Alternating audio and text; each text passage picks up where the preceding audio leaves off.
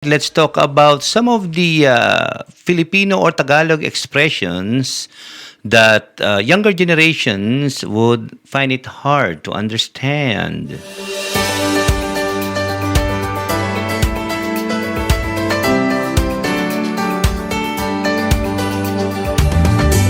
It's time for the Parkland the Filipino Hour with your host, Kuya Jobert Del Rosario. The Parkland Filipino Hour is aired every first Sunday of the month over the Rock 98.5 radio station in Yorkton, Saskatchewan.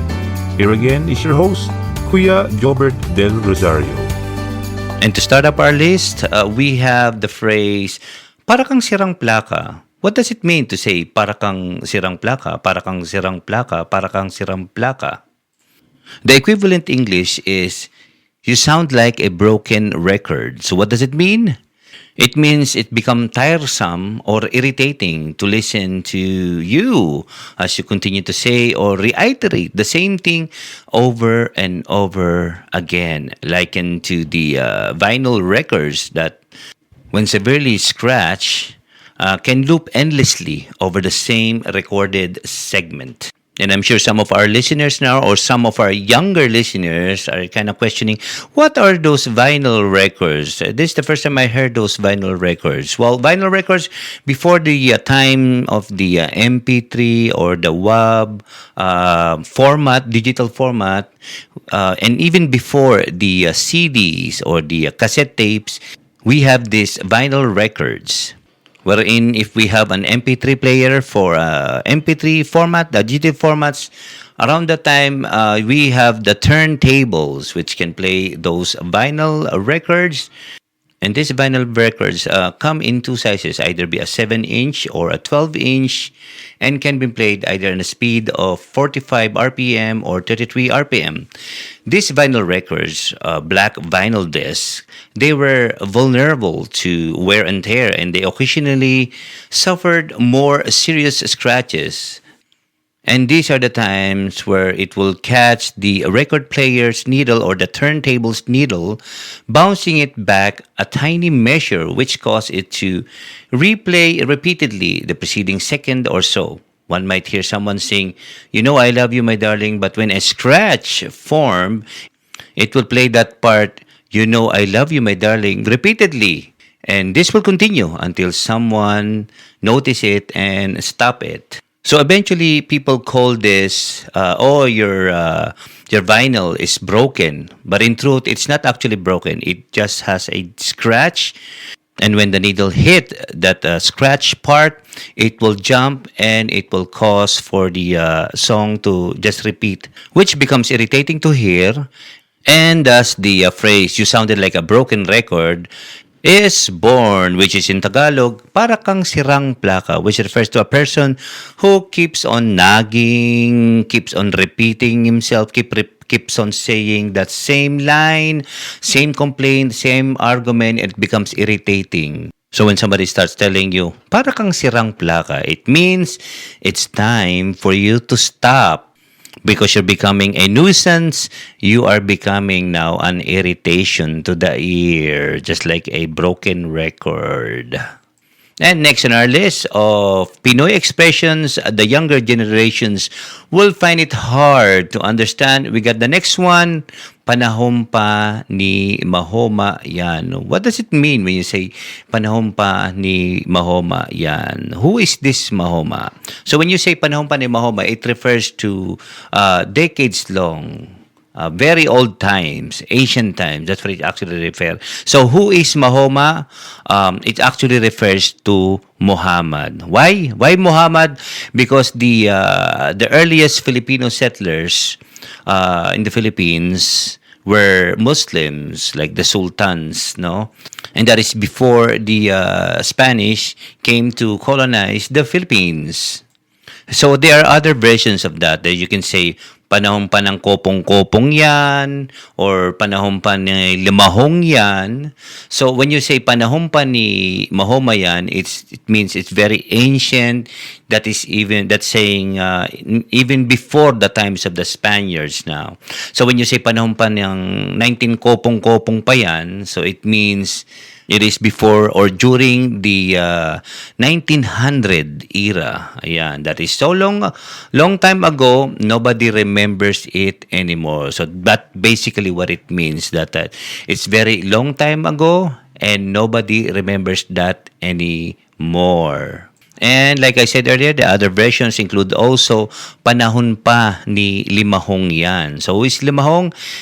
Limahong was a Chinese pirate during the 6th century who tried but failed to invade Manila. So panahon pa ni Limahong suggests it's a bygone era, and people just use this in conversations to emphasize how outdated a thing or an idea is.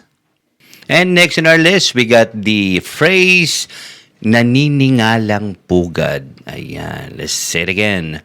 Naniningalang pugad. What does it mean? It's kind of a tongue twister, but in English, the equivalent, it says looking up to see the bird's nest. It's like when you look up and you see a bird's nest sitting on top of the tree, and you're just kind of curious. So what you did, you climb up the tree and see if there's any eggs inside of the nest, just out of curiosity. So that's the English translation and explanation for the word naniningalang pugad, or in English, looking up to see the bird's nest. But what does it mean? What does the Filipino expression naniningalang pugad actually means? Well, in Philippine culture, it means courting a girl and making efforts to win her favor, and not only her, but the favor of the parents as well. So going back to the context of looking up to see the bird's nest and how you have to make an effort to climb the tree and make an effort to evade the angry bird parents just to be able to see if there's any eggs in the nest. So same also with the Filipino culture, because how does it applies this idea of looking up? Well, before, in the old days, most Filipino houses were made of bamboo wood, kind of a bamboo wood type, and they are built in a way that is elevated from the ground so that you'll be able to take a peek, be able to sneak through the bottom of the house, be able to see the bottom of the house, which is called the silong. And then from there, the idea is for the Filipino guy or for the young lad to invite his friends to help him out. I kind of have a crush with this girl, and I already talked to her that tonight I will come and pay a visit. So she said yes, and so the idea is you gather some friends, and normally you don't knock at the door, but you start the panliligaw by playing some songs, like serenading, trying to serenade the girl. And if you are lucky enough, the girl will hear, the parents will hear, and they will open the window of their house. So you'll be looking up, and while you're singing songs to the girl will just kind of lean over the window and stare at you guys and kind of enjoy the music. It's a way of an old way of courting girls around that time. And if you're lucky enough, the parents will allow you and your friends to come over and let's have a chat. And if you're not lucky enough, what will happen is either they will not open the window, which means you are not welcome and you can just finish up a few songs and then just leave, or worse, the parents will open the window and then pour an arenola or a small bucket with urine and then toss it from the window. So which means that you are not welcome with your singing, so you better leave. But if the girl insisted that no, don't leave, please come in, and the parent, especially if the father is not happy with the girl, letting you in their house. So what normally what will happen in the olden days is the father will grab his banig or his sleeping blanket and lay it on the floor, and then he will try to mimic that he was actually sleeping, but he's actually listening to the conversation. And it's a way also of letting you know that you are not welcome. And the mere fact that there's a sleeping blanket that is laid on the floor, it means it's already nighttime. You better go home. And naningalang pugad is not only referring to the way how Filipinos court a girl. It also can refer to ways like doing some chores for the girl's family, like cutting wood, because around that time, in old days we don't have stove, so we only just cook food through wood.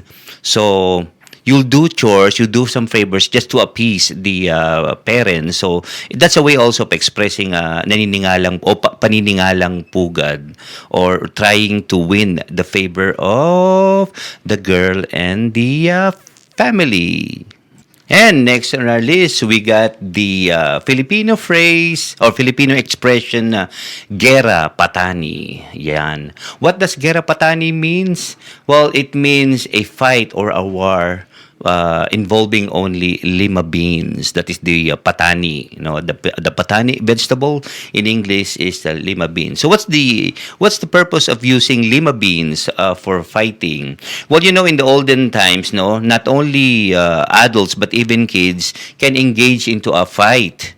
But instead of throwing punches as a normal fight will be, they just engage in verbal attacks, you know, trying to throw insults to one another and see who will throw the first punch. But if nobody wants to throw any punch and it's just all just verbal attacks, verbal insults to one another, then that is what we call just gera patani. It's just all verbal, no harm done to anyone. It's all just verbal insults, verbal attacks. So we just call it gera patani, or just a war that it only involves throwing lima beans. Because when you throw lima beans, you won't basically hurting anyone or causing any serious harm to anyone. So that's why they call it gera patani.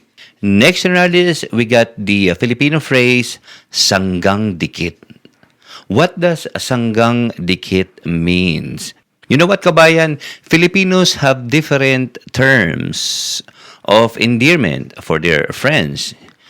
Terms like buddy or BFF or katropa or kabarkada or whatever it is, you name it.